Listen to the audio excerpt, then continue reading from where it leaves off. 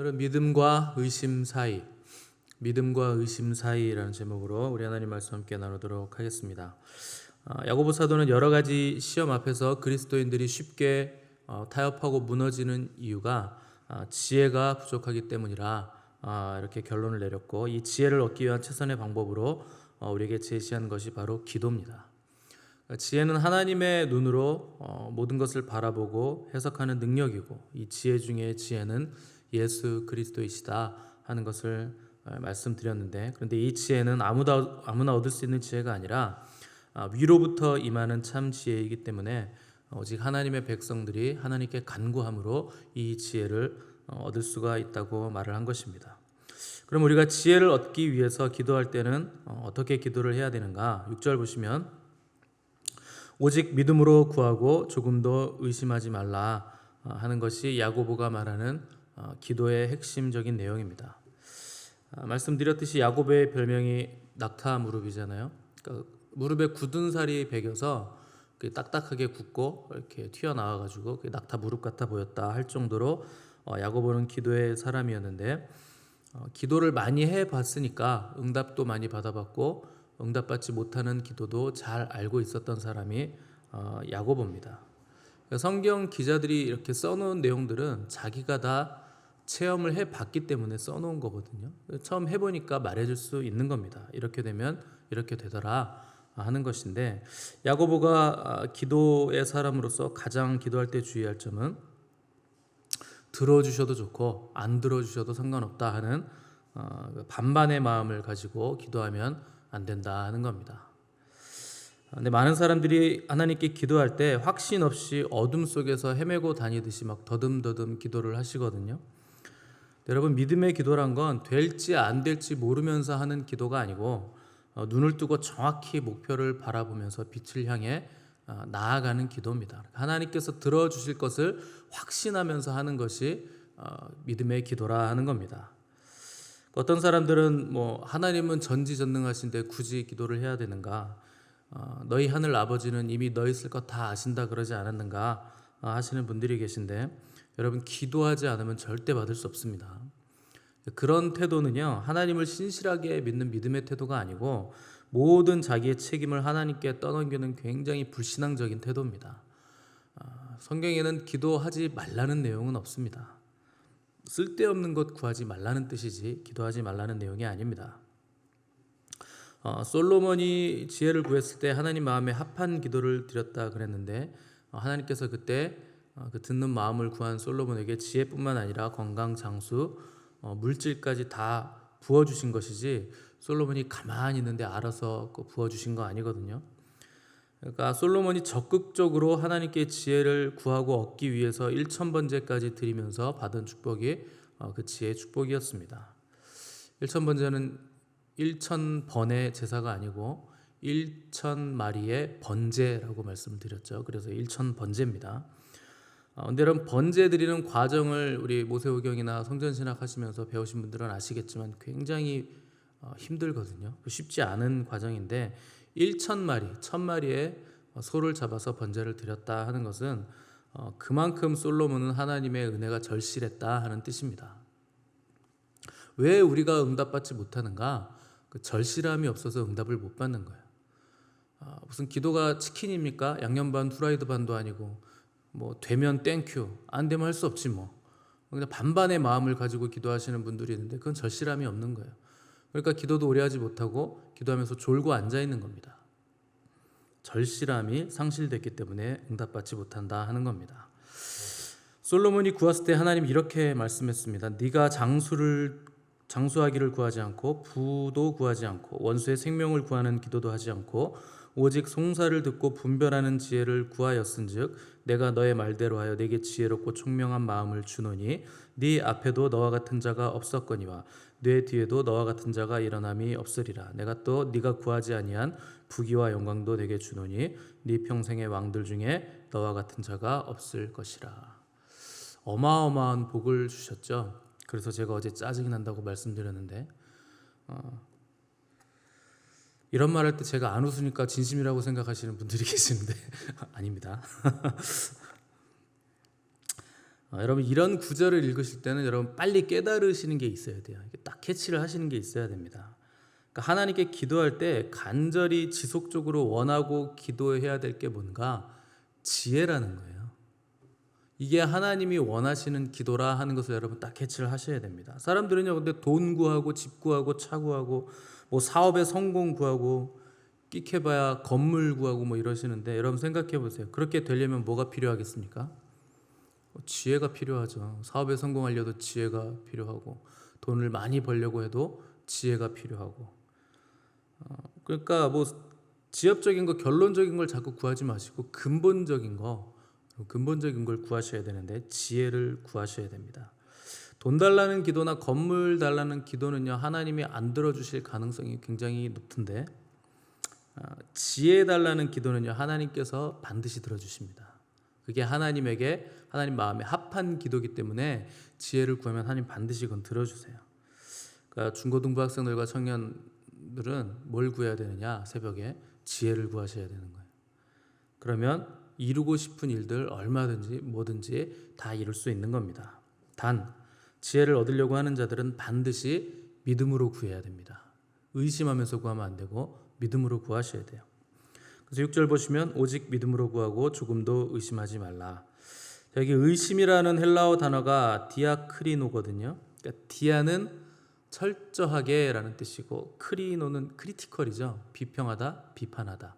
그러니까 디아크리노가 뭐냐면 철저하게 비판하고 비평하다 이런 뜻입니다. 이게 의심이에요. 그러니까 성경이 말하는 의심이란 뭔가 하나님 말씀을 철저하게 조목조목 판단하고 비판하는 것이 의심입니다. 세상적인 기준으로 보면 조목조목 비판하고 판단하는 게 얼마나 필요한 덕목이겠습니까? 그런데 하나님의 성품과 그분의 말씀에 대해서 조목조목 헤아리고 재고 판단하는 것은 불신앙이라 하는 것이 성경의 진단입니다.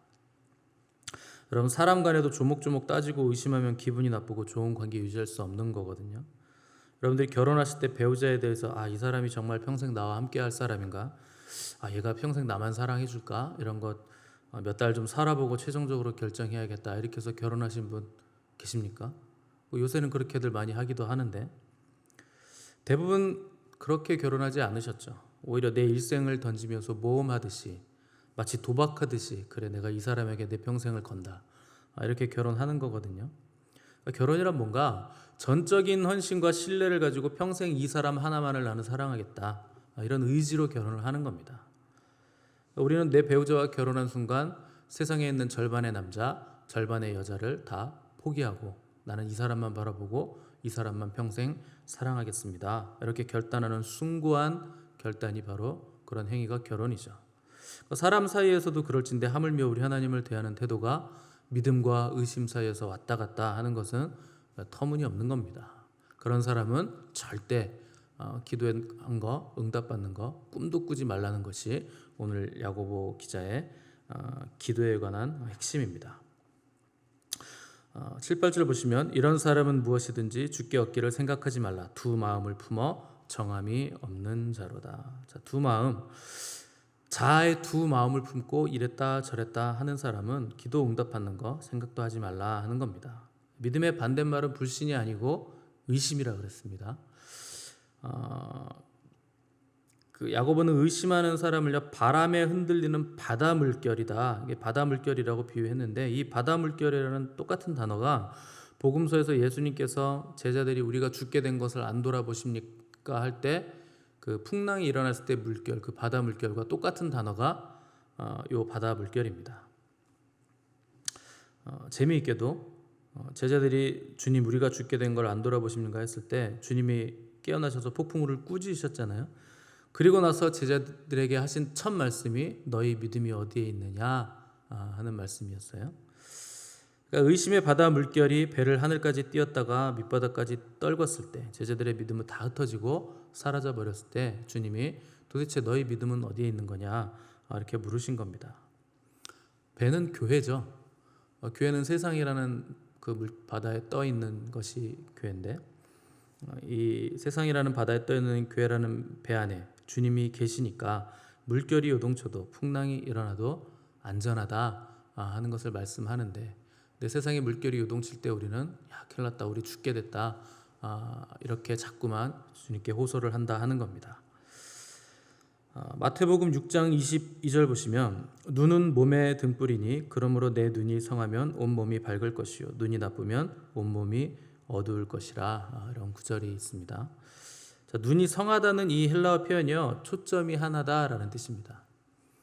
그거 당연하죠. 눈이 성하고 건강한 사람은 초점이 하나겠죠. 초점이 막 두 개, 세 개로 보이면 눈이 성하지 않은 거죠. 당연히 눈이 성하다라는 이 구절은 초점이 하나다라는 뜻입니다. 자, 반대로 눈이 나쁘다 하는 것은 초점이 여러 개다.